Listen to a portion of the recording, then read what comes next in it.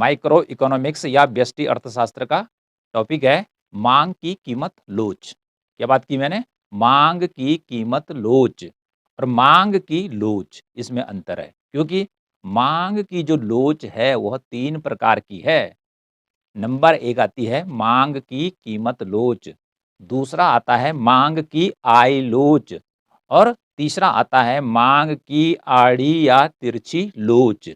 तो 3 बातें अलग-अलग हैं, अर्थात मांग की लोच को 3 भागों में बाँटा गया है।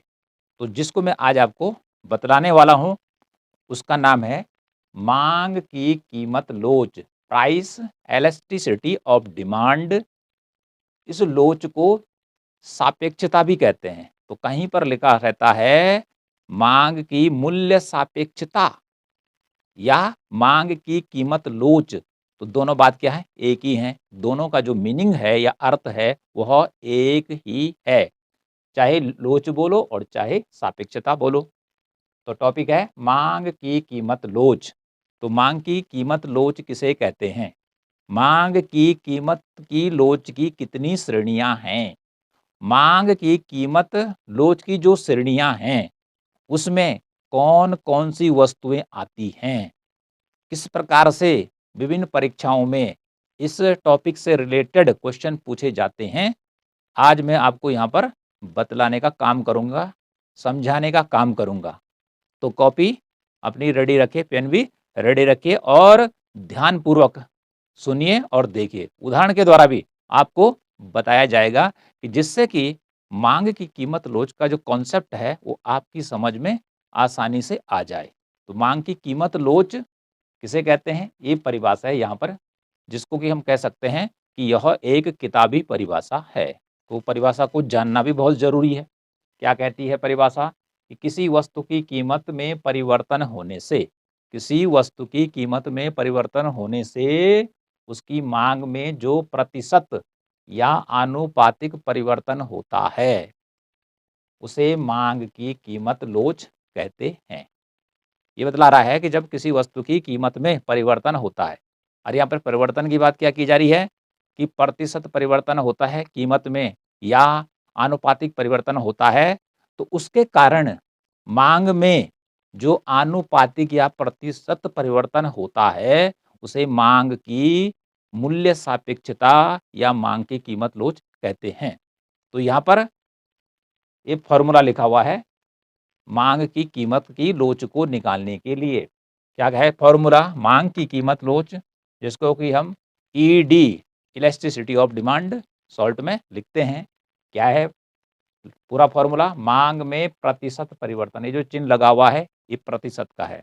तो मांग में प्रतिशत परिवर्तन बटे कीमत में प्रतिशत परिवर्तन, अर्थात कीमत में परिवर्तन होने से या कह सकते हैं कीमत में प्रतिशत परिवर्तन का भाग हमने मांग में प्रतिशत परिवर्तन में देना है और उसके बाद जो आंसर आएगा उससे पता चलेगा कि मांग की कीमत लोच में कितना परिवर्तन हुआ है। तो मांग की जो कीमत लोच है ये बतलाने का काम करती है कि हम कीमत के कारण मांग में जो परिवर्तन हुआ है उसको हम गणितीय रूप में ज्ञात कर सकते हैं, लेकिन यह बात मांग के नियम में नहीं कर सकते हैं, क्योंकि मांग का नियम एक मात्र कथन है, गुणात्मक, जो क्या बतलाता है कि कीमत घटती है तो मांग बढ़ती है और कीमत बढ़ती है तो मांग घटती है, लेकिन ये नहीं बतलाता है कि कितनी घटी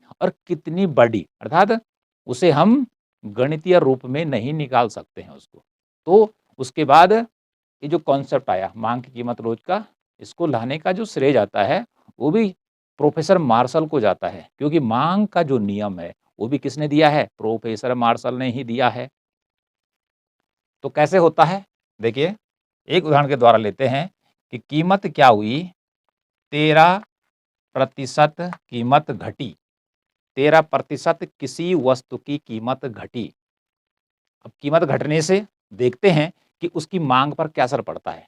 कि मांग बढ़ती है, अर्थात कीमत के बराबर ही क्या होती है? बढ़ती है, या कीमत से कम बढ़ती है, या कीमत की तुलना में और ज़्यादा बढ़ती है या बिल्कुल नहीं बढ़ती है।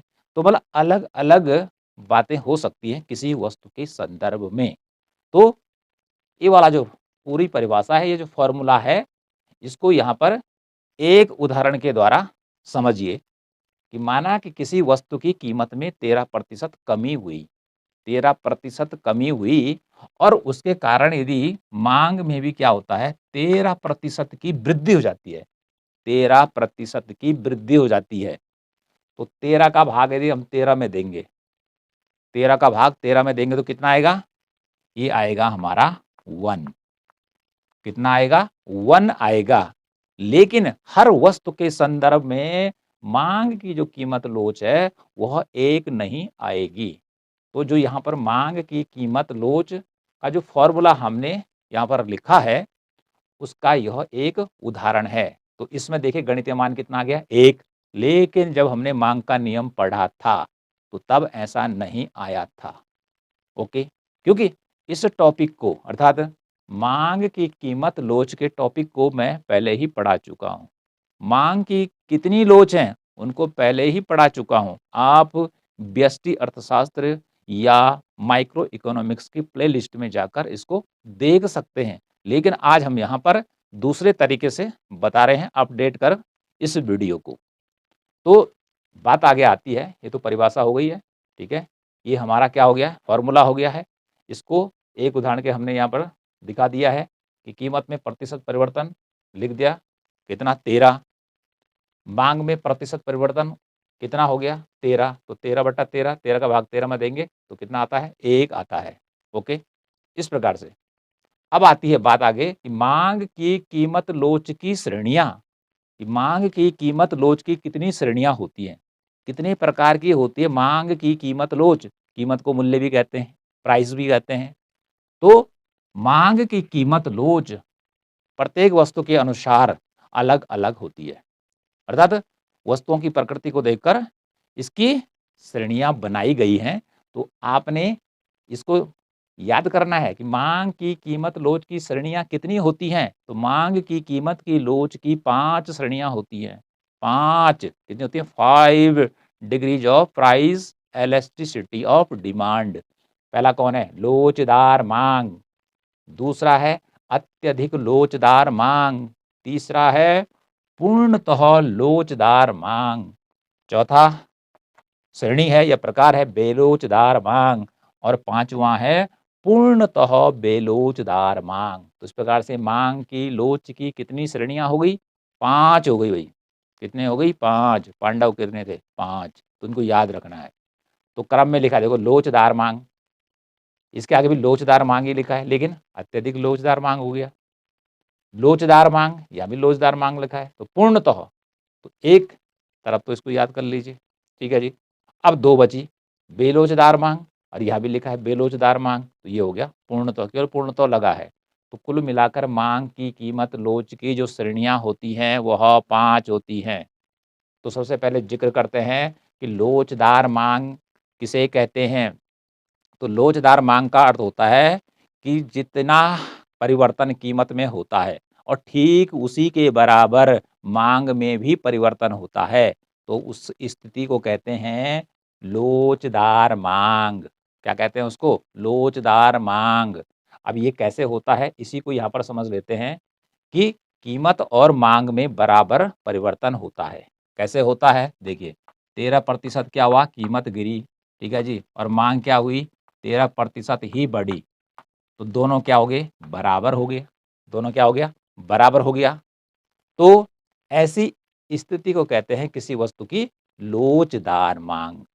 माँग किसकी हो रही है? वस्तु की हो रही है, तो लोचदार माँग कहेंगे, ठीक है?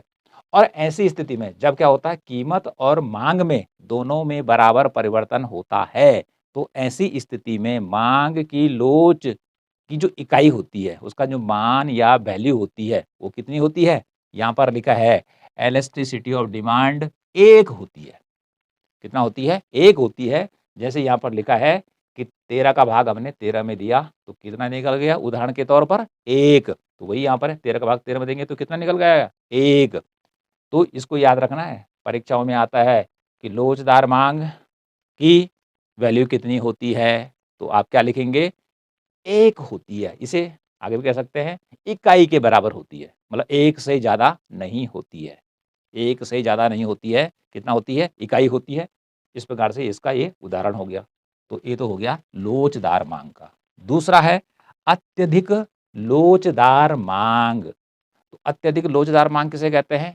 कि जब कीमत में परिवर्तन की तुलना में माँग में अधिक परिवर्तन होता है, तो उसे कहते हैं अत्यधिक लोचदार माँग। अर्थात किसी वस्तु की कीमत में देखिए, क्या होता है 13% कीमत क्या होती है? घटती है। 13% कीमत घटती है और कीमत के घटने से यदि उस वस्तु की माँग क्या होती है? 26% बढ़ जाती है। 13% कीमत घटी वस्तु की और माँग क्या हुआ? कीमत की तुलना में ज़्यादा बढ़ गई। अर्थात 13 ये हो गया, कीमत घटी 13% और माँग सीधे क्या हो गई? 26% बढ़ गई। तो ऐसी स्थिति में क्या होगा कि माँग की कीमत लो अर्थात किसी वस्तु की माँग की कीमत लोच जो कहलाएगी, वो कहलाएगी अत्यधिक लोचदार माँग। तो ऐसी स्थिति में माँग की लोच अधिक होगी अर्थात 1 से ज़्यादा होगी। तो क्या करना है? 26 में 13 का भाग दे रहा था, कीमत का भाग किसमें देना है? जो माँग में परिवर्तन हुआ, तो 13 दूने 26 अर्थात 2। ऐसी स्थिति में उस वस्तु की माँग की लोच कितनी हो गई है? 2 है अर्थात इकाई से अधिक है। तो इसलिए इसको कहा गया है अत्यधिक लोचदार माँग और ऐसी स्थिति में माँग की जो लोच होगी उस वस्तु की या किसी वस्तु की, वो क्या होगी? ग्रेटर देन 1 ग्रेटर देन अर्थात ये वाला जो सिंबल है इससे अधिक अर्थात 1 से अधिक होगी। इसको हिंदी में लिखेंगे इकाई से अधिक होती है। जैसे यहाँ पर उदाहरण पे लिखा कि 2 तो ठीक है 2 क्या है? 1 से अधिक है। तो इसलिए कहा गया है अत्यधिक लोचदार माँग। तो ऐसी स्थिति में कीमत परिवर्तन की तुलना में वस्तु की माँग जो होती है वह ज़्यादा क्या होती है? परिवर्तित होती है। कि जैसे कि कीमत घटी 13% और माँग बढ़ी 26% अर्थात कीमत कम घटी है, लेकिन माँग ज़्यादा बढ़ी है। इसलिए हमने 13 का भाग 26 में दिया, उदाहरण के लिए 2 निकल कर आया। तो जिसे किस भाषा में? इकोनॉमिक्स की भाषा में कहते हैं ग्रेटर देन 1 इकाई से अधिक होती है। तो याद रखना है कि अत्यधिक लोचदार माँग का जो मान होता है, वो कितना होता है? अर्थात ये जो पाँचों में एक 1 बाय 1 आपको बता रहा हूँ, कहीं से ही प्रश्न आ सकता है 1 नंबर का। ठीक है? और यदि पूरा आता है, तो यह 5 नंबर का आएगा। यदि आप इंटर में हैं, तो बीए में हैं, तो ज़्यादा मार्क्स का भी आ सकता है, छोटे प्रश्न भी पूछे जा सकते हैं और बड़ा प्रश्न एक साथ भी पूछा जा सकता है। तीसरी श्रेणी की बात करते हैं और वह है पूर्णतः लोचदार माँग। अब पूर्णतः लोचदार माँग किसे कहते हैं? कि किसी वस्तु की कीमत में कोई परिवर्तन हुए बिना या बहुत ही कम परिवर्तन हुए माँग बढ़ भी सकती है और घट भी सकती है अर्थात कीमत परिवर्तन का मांग पर किसी प्रकार का प्रभाव नहीं पड़ता है। कीमत क्योंकि वही है, उसी कीमत पर वस्तु की मांग घट भी जाती है, उसी कीमत पर वस्तु की मांग बढ़ भी जाती है। यदि ऐसी स्थिति किसी वस्तु के संदर्भ में आती है, तो उस वस्तु की जो मांग होगी वह पूर्णतः लोचदार मांग कहलाएगी। अब कैसा होगा? क्योंकि यहाँ पर कीमत की बात की जा रही है, ना कि कीमत हो गई आपकी प्रतिशत परिवर्तन कीमत में हुआ 0 ठीक है? कीमत में जो परिवर्तन हो रहा है, कोई परिवर्तन नहीं हो रहा है। कीमत या मान लिया कि सूक्ष्म परिवर्तन हो रहा है, जिसको कि गिना नहीं जा सकता, जिसकी गणना नहीं की जा सकती है, ठीक है? और माँग क्या हो गई? 13% बढ़ गई, ठीक है जी? बढ़ गई। अब कीमत वही अपनी जगह खड़ी है, था उसमें कोई परिवर्तन नहीं हुआ, इसलिए शून्य लिखा हुआ है और माँग घटकर कितनी हो गई? 5% हो गई। हो सकता है फिर माँग बढ़कर 26% हो गई। तो इस प्रकार से 0 का भाग यदि हम 13 में देंगे, अर्थात 0 का भाग हम 13 में देंगे, तो ऐसी स्थिति में उस वस्तु की माँग की जो लोच होगी, पूर्णतः लोचदार माँग, वह अनंत होगी। ये अनंत का चिन्ह है, आगे लिखा है ये। तो पूर्णतः लोचदार माँग की स्थिति में किसी वस्तु की माँग की जो लोच होती है, वो क्या होती है? अनंत होती है, अर्थात जिसका कोई अंत नहीं होता है। क्योंकि कीमत वही है, डिमांड कर लो 5 करोड़ केजी, 10 करोड़ केजी या फिर 5 ही केजी, कीमत वही है। ओके, तो ऐसी स्थिति में माँग की जो लोच होगी, वो कैसी होगी? अनंत होगी। अर्थात ज़ीरो मैंने क्यों लिखा? कीमत में कोई परिवर्तन नहीं हो रहा है, इसलिए ज़ीरो लिखा। लेकिन माँग बदल जा रही है, 13% हो जा रही है, कभी 5% हो जा रही है, कभी 26% हो जा रही है। ओके, तो यहाँ पर हो गया तीसरा, पूर्णतः लोचदार माँग। 4th नंबर पर देखो, बेलोचदार माँग। अब बेलोचदार माँग क्या होती है? बेलोचदार माँग की कीमत परिवर्तन की तुलना में, यदि किसी वस्तु की कीमत में क्या होता है? परिवर्तन होता है। परिवर्तन में क्या होता है? कीमत बढ़ेगी या फिर घटेगी। तो जब किसी वस्तु की कीमत में परिवर्तन होने से उसकी माँग में कीमत की तुलना में कम परिवर्तन होता है, मतलब कीमत की तुलना में कम परिवर्तन होता है, तो ऐसी स्थिति में उस वस्तु की माँग बेलोचदार कहलाती है। क्या कहलाती है? बेलोचदार कहलाती है। अब इसको उदाहरण के द्वारा समझना है कि कोई वस्तु है बेलोचदार माँग वाली और उसकी कीमत में क्या हुआ? 13% क्या हुई? उसकी कीमत घटी। 13% उसकी कीमत घटी, लेकिन माँग कितनी बढ़ी? माँग उसकी केवल क्या हुआ? 10% ही बढ़ी, 10% ही बढ़ी, ठीक है? तो 13 का भाग यदि हम 10 में देंगे, तो क्या होगा? 13 का भाग हम 10 में देंगे, तो इसकी जो वैल्यू आएगी, मूल्य आएगा, वो दशमलव अर्थात 1 से कम आएगा, 1 से कम आएगा, ठीक है जी? तो ऐसी स्थिति में माँग की लोच बेलोचदार माँग की वस्तुओं के संदर्भ में वो क्या हो जाएगी? यहाँ पे लिखा है 1 और इधर एरो बना रखा है, इसको बोलते हैं लेस देन, से कम, 1 से कम होगी, अर्थात माँग की लोच कितनी होगी? 1 से कम होगी, इसलिए लिखा है इकाई से कम होगी। किसके संदर्भ में? बेलोचदार वस्तुओं के संदर्भ में। क्यों होती है? कि कीमत अर्थात कीमत 13% घट रही है, कीमत ज़्यादा घटी, लेकिन माँग तो मात्र 10% ही बढ़ी। लेकिन हमने अलग-अलग कंडीशन में देखा, पहला लोचदार माँग की स्थिति में देखा, तो वहाँ इकाई के बराबर हो रहा है परिवर्तन, अत्यधिक लोचदार माँग में देखा, तो ग्रेटर देन इकाई से अधिक हो रहा है। पूर्णतः लोचदार माँग में देखा, तो अनंत आ रहा है। तो बेलोचदार माँग में देख रहे हैं कि परिवर्तन जो हो रहा है, वो कितना हो रहा है? इकाई से कम हो रहा है। तो जब हम 13 का भाग 10 में देंगे, तो ये पॉइंट में आएगा, ठीक है? अर्थात 1 से कम आएगा, तो इसका भाग आप इसमें देंगे और निकाल कर देखना कितना आता है। 2 गुना 3 गुना नहीं आएगा, अर्थात इसका भाग जब इसमें देंगे, तो ये 1 से कम आएगा। ओके? तो ये तो बात हो गई बेलोचदार माँग की वस्तु की। और अंतिम है पूर्णतः बेलोचदार माँग। पूर्णतः बेलोचदार माँग कैसी होती है? कि जब किसी वस्तु की जो कीमत है, उसमें तो परिवर्तन होता है, कीमत में परिवर्तन होता है, लेकिन माँग में किसी भी प्रकार का परिवर्तन नहीं होता है। अर्थात माँग अपनी जगह क्या होती है? स्थिर बनी रहती है। कीमत बदलती है, कीमत बदलती है, ₹4, ₹5, ₹6 इस प्रकार से बढ़ेगी, लेकिन माँग अपनी जगह उतनी की उतनी बनी रहेगी। अच्छा 10 किलो है, 10 किलो ही बनी रहेगी।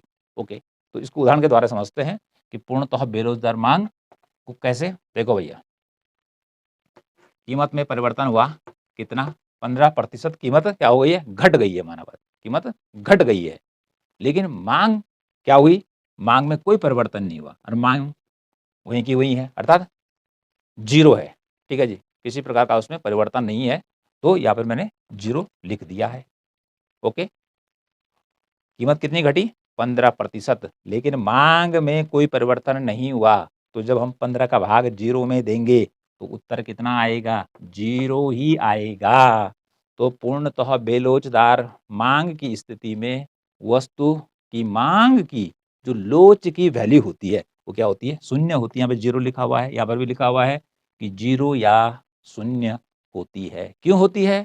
क्योंकि कीमत बदल रही है, कीमत घट गई 15%, लेकिन जो माँग थी उस वस्तु की, उसमें कोई परिवर्तन नहीं हुआ। जब कोई परिवर्तन नहीं, ना वो घटी ना बढ़ी, वहीं की वहीं है, तो उसे हम 0 लिखेंगे। तो 15 का भाग हम 0 में देंगे, तो हमारी वैल्यू कितनी निकल कर आएगी? 0 निकल कर आएगी। तो इस प्रकार से आपने देखा कि माँग की कीमत लोच की श्रेणियाँ जो 5 हैं, तो पाँचों की जो परिभाषा है अलग-अलग है, लेकिन इनकी जो वैल्यू है वो भी क्या है? अलग-अलग है वस्तु के हिसाब से। कि कीमत का जो प्रभाव है अर्थात कीमत के घटने से प्रत्येक वस्तु की जो माँग है, वह एक समान नहीं बढ़ रही है। यहाँ पर ये बहुत सारे उदाहरण देके हमने आपको बताया, तो आप इसको याद कर लेंगे कि लोचदार माँग की स्थिति में माँग की लोच कितनी होती है? इसी प्रकार से आगे बढ़ते हुए कितनी-कितनी होती है, बहुत ही इम्पोर्टेंट है। हर जगह क्वेश्चन पूछे जाते रहते हैं, चाहे कॉम्पिटिटिव एग्ज़ाम है और चाहे हमारा वह एकेडमिक एग्ज़ामिनेशन है। तो इसको आप याद कर लेंगे, ओके। अब बात करते हैं अगले पार्ट की, क्योंकि मैंने यहाँ पर जो बताया आपको कि माँग की लोच की 5 श्रेणियाँ, तो 5 श्रेणियों में अलग-अलग वस्तुएँ आती हैं। कहीं पर आता है कि भई अत्यधिक लोचदार माँग वाली वस्तुएँ कौन-कौन सी होती हैं? लोचदार माँग में कौन-कौन सी वस्तुएँ आती हैं? बेलोचदार में कौन-कौन सी वस्तुएँ आती हैं? तो इनको भी जानना बहुत ज़रूरी है। इसलिए हमने यहाँ पर लिखा हुआ है पहला लोचदार माँग अर्थात किन-किन वस्तुओं की माँग लोचदार होती है। तो इसको याद कर देना है। जैसे इसमें आ गया पंखा, टीवी, मोबाइल फ़ोन हो गया, फ्रिज, कंप्यूटर, अच्छे कपड़े, ठीक है? स्कूटी, बाइक अर्थात कुल मिलाकर इसमें आती हैं आरामदायक वस्तुएँ। कौन-सी वस्तुएँ आती हैं? आरामदायक वस्तुएँ कि जिनको खरीदने से आदमी को आनंद की प्राप्ति होती है। माना किसी के घर में कंप्यूटर नहीं है और वो कंप्यूटर लेके आ गया, ठीक है?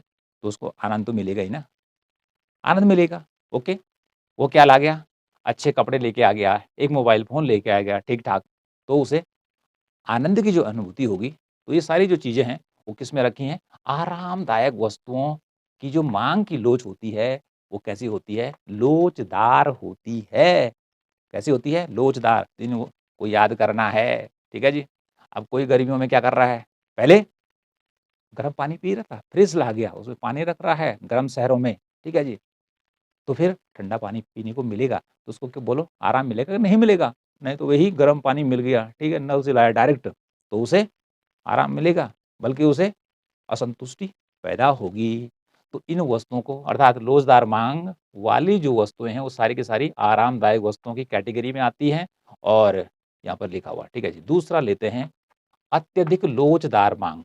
अत्यधिक लोचदार माँग में जो वस्तुएँ आती हैं, वो आती हैं विलासिता की वस्तुएँ अर्थात इनकी आरामदायक वस्तुओं की तुलना में इनका महत्व ज़्यादा होता है। मतलब ये तो आराम ही दे रही हैं, लेकिन ये आपकी ज़िंदगी में और भी आराम दे देगी, जो इनको खरीदने का काम करेगा, ठीक है? तो इसमें कौन-कौन सी वस्तुएँ आती हैं? अत्यधिक लोचदार माँग वाली वस्तुएँ, जैसे महँगी कारें, जो बहुत महँगी कारें हैं, एक तो सामान्य कारें हैं, लेकिन जो बहुत महँगी कारें हैं, जैसे बीएमडब्ल्यू हो गया, मर्सिडीज़ हो गया, ठीक है? रेंज रोवर हो गया या फिर सोना है, हीरो के आभूषण है, एयर कंडीशनर है, एसी हो गया, महँगे फ़ोन जैसे आईफ़ोन हो गया, महँगे जूते, ठीक है, ब्रांडेड जिनको पहनकर आदमी क्या कह रहा है कि देखो किस प्रकार के हमारे जूते हैं, किस प्रकार की हमारी महँगी गाड़ियाँ हैं, ठीक है, बड़े-बड़े शौक वाली वस्तुएँ इसमें आती हैं। महँगे सोफ़े हो गए, एक सामान्य सोफ़े तो हमारे घरों में भी होते हैं, तो वह आरामदायक वस्तुओं में आते हैं। लेकिन जो और भी आरामदायक दिलाने वाली वस्तुएँ, विलासिता की वस्तुएँ, वह आती हैं अत्यधिक लोचदार माँग में। किसमें आती है? अत्यधिक लोचदार माँग में आती है। तो इन वस्तुओं के नाम याद करना है, ये भी परीक्षा में आता है कि अत्यधिक लोचदार माँग में कौन-सी वस्तुएँ आती हैं? तो ध्यान रखना है विलासिता की वस्तुएँ। लोचदार में कौन-सी आती है? आरामदायक वस्तुएँ। अब आरामदायक वस्तुएँ कौन-सी है? ये उदाहरण आपको यहाँ पर दे दिए। विलासिता की वस्तुएँ और भी ज़्यादा आरामदायक होती हैं, लेकिन ये होती हैं बहुत ही कॉस्टली, ठीक है? इसलिए इनको प्रतिष्ठा सूचक वस्तुएँ कहते हैं, जिनको खरीद कर आदमी क्या करता है, दिखाने की कोशिश करता है या आदमी देखते हैं कि भई इतनी महँगी कार में घूम रहा है, 1 करोड़ की, 2 करोड़ की, 5 करोड़ की, ठीक है? उसका घर का जो बाथरूम है, टॉयलेट है, ठीक है जी? उसमें ही लाखों रुपए खर्च हो रखे हैं, कई प्रकार के उसमें नल लगे हुए हैं। तो इस प्रकार से उसको देखकर जब आदमी बाहर आता है, अरे भैया ये तो मैंने पहली बार देखा, तो उसको वह बड़ी नज़रों से देखने लगता है, अर्थात उसको सम्मान देने लगता है। तो प्रतिष्ठा सूचक वस्तुएँ अत्यधिक लोचदार माँग की कैटेगरी में आती है। अगला है पूर्णतः लोचदार माँग। तो पूर्णतः लोचदार माँग में यहाँ पे लिखा है क्रॉस का चिन्ह, कोई वस्तु नहीं आती है, क्योंकि पूर्णतः लोचदार माँग कैसी स्थिति है? एक काल्पनिक विचार है, एक कल्पना की गई है। आपने देखा है कि कोई वस्तु हमेशा एक ही प्राइस पे बिक रही है, ठीक है जी? जब से पृथ्वी का जन्म हुआ, तो ये काल्पनिक विचार है। चौथा है बेलोचदार माँग, ठीक है? ये बहुत ही इम्पोर्टेंट है ये भी कि बेलोचदार माँग में कौन-कौन सी वस्तुएँ आती हैं। देखो भैया इसमें कौन सी वस्तुएँ आती हैं? अनिवार्य वस्तुएँ। कौन सी वस्तुएँ आती हैं? अनिवार्य वस्तुएँ। अनिवार्य वस्तुएँ कौन सी होती है? जिनके बिना आदमी ज़िंदा नहीं रह सकता है, उन्हें अनिवार्य वस्तुएँ कहते हैं। जैसे आरामदायक वस्तुएँ नहीं है तो चलेगा। ठीक है? विलासिता की वस्तुएँ हैं तब भी जीवन चलेगा। लेकिन जो अनिवार्य वस्तुएँ हैं, यदि ये इंसान को प्राप्त नहीं होगी, तो इंसान का धरती से जो है अस्तित्व ही समाप्त हो जाएगा। तो इनको कहते हैं अनिवार्य वस्तुएँ, अर्थात ये प्रत्येक व्यक्ति को चाहिए ही चाहिए यदि उसको जीना है। अब कौन-सी वस्तुएँ देखो भैया इसमें जैसे गेहूँ है, चावल है, दाल है, तेल है, मसाला है, चीनी है, गुड़ है, चाय पत्ती, नमक हो गया, गैस हो गया, माचिस है, दवाइयाँ हैं, वस्त्र, दूध, सब्जियाँ। ये सारी की सारी जो वस्तुएँ हैं, ये अनिवार्य वस्तुएँ हैं, नेसेसरी गुड्स हैं, ठीक है? तो इनको रखते हैं बेलोचदार माँग में, कि इनकी कीमत कितनी घट जाए, लेकिन आदमी इनको ज़्यादा नहीं खरीदता है क्योंकि इनकी माँग लगातार बनी रहती है। ऐसा थोड़ी है, गेहूँ की कीमत घट गई और आदमी ने गेहूँ का घर में ढेर लगा दिया। टमाटर का दाम गिर गया और ढेर लगा दिया। अरे भैया, क्योंकि इसको तो हमेशा लेना है, तो ऐसी वस्तुओं को व्यक्ति क्या करता है, ज़्यादा नहीं खरीदता है, ठीक है? कीमत घटने पर। थोड़ा-सा क्या हो सकता है, ज़्यादा खरीद सकता है, लेकिन अत्यधिक ज़्यादा खरीदेगा तो खराब हो सकता है। तो ये अनिवार्य वस्तुएँ हैं। अगला है पूर्णतः बेलोचदार माँग, ठीक है? कीमत में किसी प्रकार का परिवर्तन हो रहा है, ठीक है जी? अर्थात कीमतें बदल रही हैं, लेकिन माँग पर कोई प्रभाव नहीं पड़ रहा है। अरे जी, माँग वहीं की वहीं बनी बनी हुई है। ये तो मैंने 15% का उदाहरण दिया, 15 का, हो सकता है 30 का भी दे सकते हैं, अन्य भी उदाहरण दिया जा सकता है, लेकिन माँग में किसी प्रकार का परिवर्तन नहीं होता है। तो पूर्णतः बेलोचदार माँग भी कैसा विचार है? एकदम काल्पनिक विचार है। कैसा विचार है? काल्पनिक विचार है। तो कुल मिलाकर हमारे पास जो माँग की कीमत लोच की श्रेणियाँ हैं, व्यावहारिक दृष्टि से 3 ही महत्वपूर्ण है। एक तो है लोचदार माँग, दूसरा है अत्यधिक लोचदार माँग और तीसरा है बेलोचदार माँग। और जो ये पूर्णतः लोचदार माँग और पूर्णतः बेलोचदार माँग, ये दोनों ही काल्पनिक स्थिति को दर्शाती है, काल्पनिक स्थिति को बतलाती हैं। तो 3 का ही महत्व होता है। तो देखिए, आज हमने आपको क्या बताया कि माँग की कीमत लोच किसे कहते हैं, इस परिभाषा को याद करना है कि माँग की कीमत लोच किसे कहते हैं, फ़ॉर्मूला भी बता दिया है। 1 बाय 1 जितनी श्रेणियाँ हैं, बता दिया है। इनको याद करना है कि लोचदार माँग की स्थिति में किसी वस्तु की माँग की लोच कितनी होती है, ये सारी चीज़ें हमने यहाँ पर बता दी है। और साथ में अलग-अलग बताया कि लोचदार माँग में कौन-सी वस्तुएँ आती हैं, अत्यधिक लोचदार माँग में कौन-सी वस्तुएँ आती हैं और इधर बता दिया कि बेलोचदार में कौन-सी आती हैं और पूर्णतः लोचदार माँग और पूर्णतः बेलोचदार में बता दिया कि ये एक काल्पनिक विचार है, इसमें कोई भी वस्तु नहीं आती है। तो आई होप कि आपकी समझ में ये टॉपिक आ गया होगा। रेखा चित्र मैंने यहाँ पर नहीं बताया क्योंकि इससे पहले इसके ऊपर हम पहले ही वीडियो बना रखा है, उसको आप प्लेलिस्ट में जाकर देख सकते हैं, किस प्रकार से उसपे डायग्राम बनाया रखा है। लेकिन यहाँ पर हमने दूसरे ढंग से आपको समझाने का काम किया है कि जिससे कि आने वाली जो भी परीक्षाएँ रहती है, उसमें आपका जो कॉन्सेप्ट है वो पूरे की पूरी तरह कैसा हो, एकदम से क्लियर हो।